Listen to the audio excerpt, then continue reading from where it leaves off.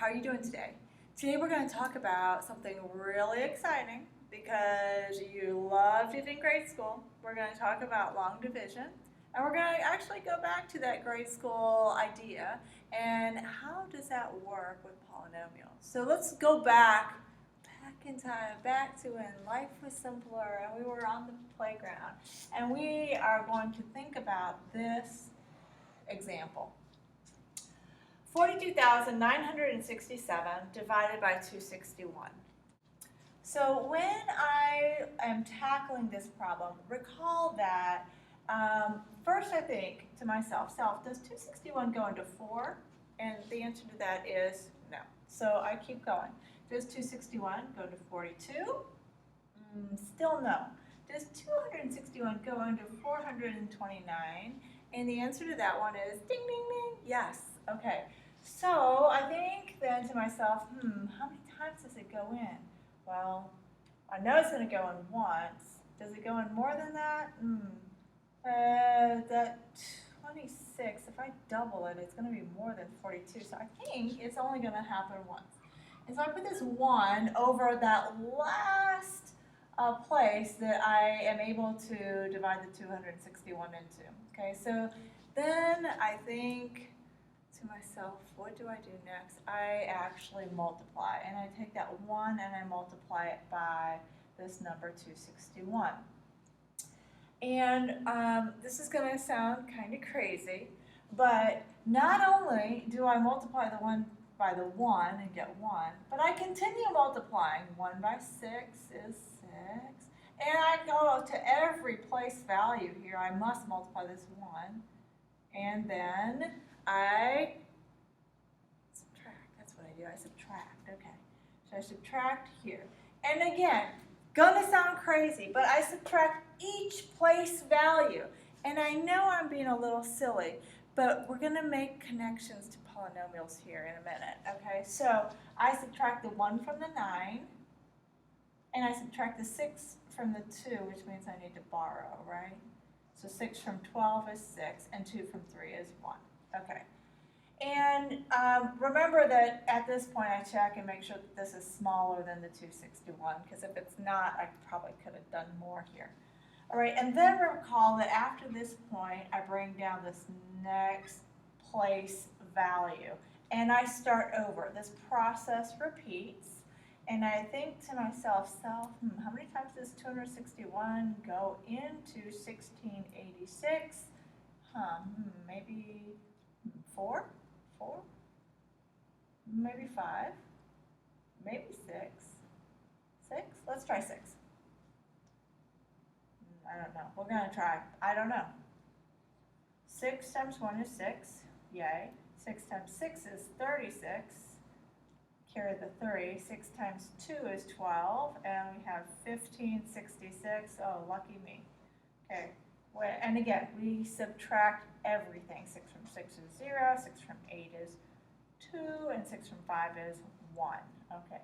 And then we are going to bring down the 7 down here, the next place and the last place value. We do it one more time, and I think here we are able to only go maybe 4. Let's try. 4 times 1 is 4. 4 times 6 is 24. Carry the 2. 4 times 8 is 10. With that 2, 4 times 2 is 8. With that 2 gives us 10. And we subtract one more time. So 4 from 7 is 3. 4 from 0, got to borrow a tens place. 4 from 10 is 6. 0 from 1 is 1. Okay, and we are smaller than this. And I've got nothing left to bring down, and so I've got an answer. Now recall, I could write my answer one of two ways. I could write my answer 164 remainder 163, or I could write it with a whole number and a fraction. And if I did that, I would write it 164 and 163 over this number here, 261. Both of these would be correct answers, and they're equivalent. Okay, so let's go and talk just a little bit about the vocabulary associated with division. There are several words that we use: dividend, divisor, quotient, remainder. And we're going to define them and then pick out the appropriate piece that went with this. We're going to start with the divisor, which is what we divide by. What is divided by? Okay, and what did we divide by here? We divided by 261. Okay, now let's go to that dividend. Okay, that's the other part of the initial problem, and that is what is divided into.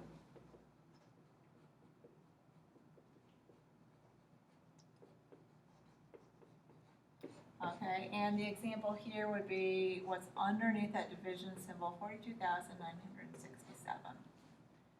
Okay, the quotient is our whole piece of our answer. Whole piece of our answer, otherwise known as 164. And our remainder is going to be what's left over, the leftover after division. And in this case, our answer was 163. Okay, so let's get into actually dividing the polynomials. So there's a couple of things that you want to remember.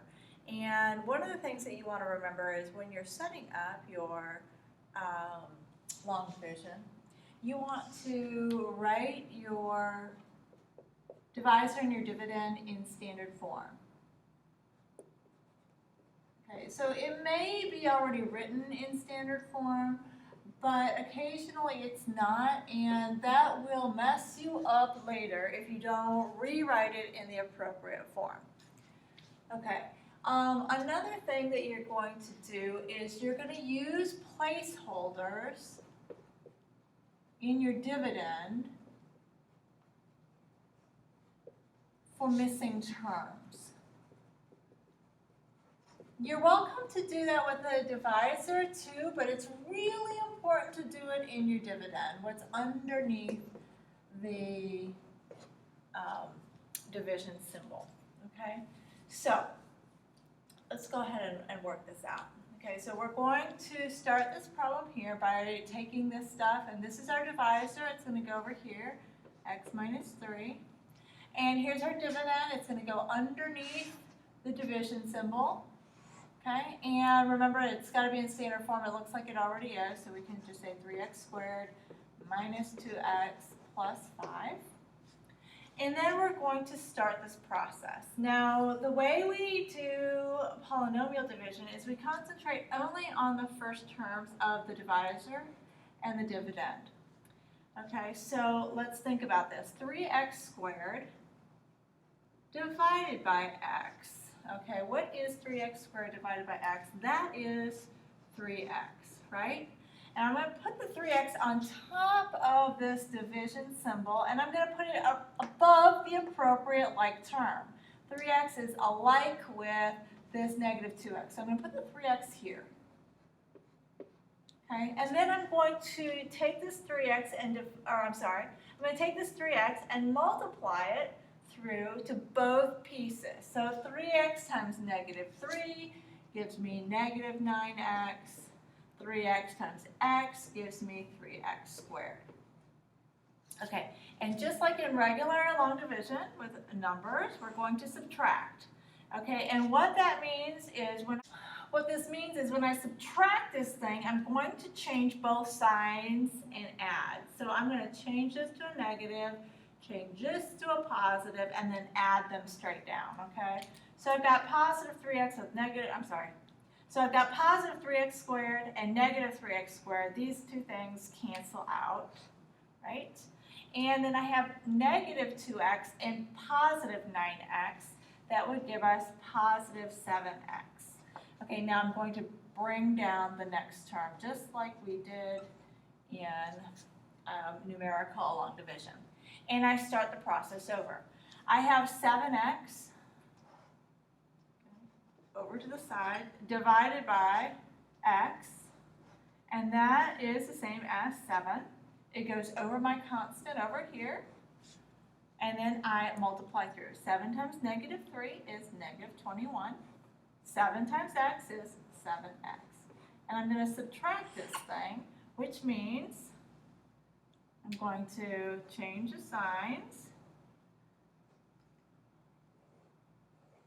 Okay, I guess I should have put a plus there. Right? And again, this ends up canceling, which is what exactly we wanted. And we have 5 plus 21, which is the same as 26. At this point, we're finished. And we have an answer. Our answer is 3x plus 7, remainder 26, or 3x plus 7 with 26 over our divisor, which is x minus 3. My math lab uses both of these forms. It'll say a polynomial, the quotient polynomial and the remainder polynomial, which would be these. Or it will set you up with a place for the whole part of the quotient and the fractional piece. So just look at what it's asking for and you'll be able to do this correctly. Okay, let's do another example here. We are going to put this problem in the division symbol.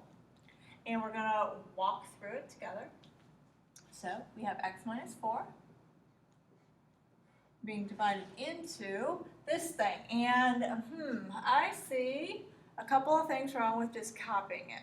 First, it's not in standard form. And second, there are pieces missing. We need to use placeholders for anything that's missing. So my highest power here is 4x to the 4th, so that's going to come next. Okay, where's my cubic? Not there, so I'm going to use a placeholder of 0x cubed. All right, now let's use x squared, negative 4x squared, plus 6x. And my constant, oh, it's also missing, so I want a placeholder there. All right, so let's start this process. 4x to the 4th divided by x. 4x to the 4th divided by x. That gives me 4x cubed. It's going to go over the 4 or the x cubed, which is 0x cubed. And then I'm going to multiply through. Okay? 4x cubed times negative 4 is negative 16x cubed. And 4x cubed times x is 4x to the 4th. I'm subtracting this, which means I am changing all signs. Right? So this becomes plus a negative 4x to the 4th and a positive 16x cubed. These cancel, yay.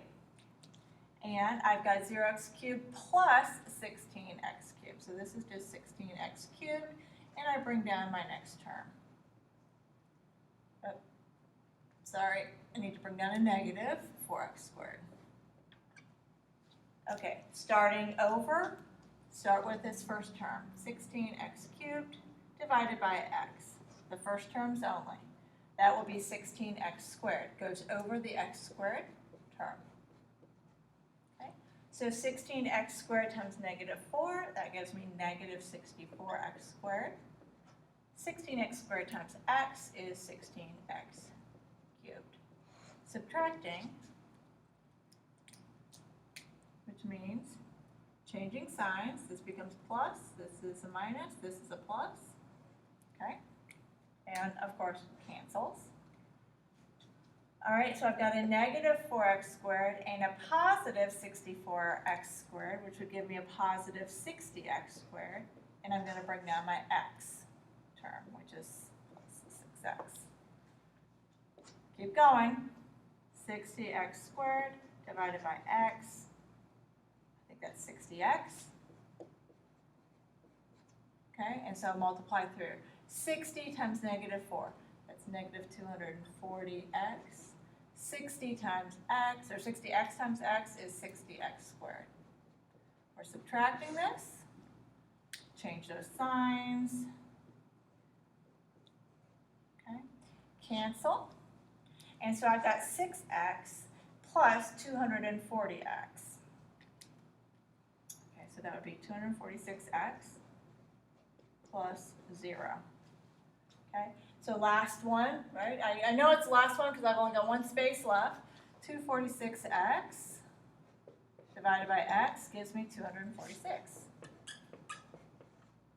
Okay, so 246 times negative 4, oh, I'm not really sure. Negative 984, I think. Okay, and 246 times x.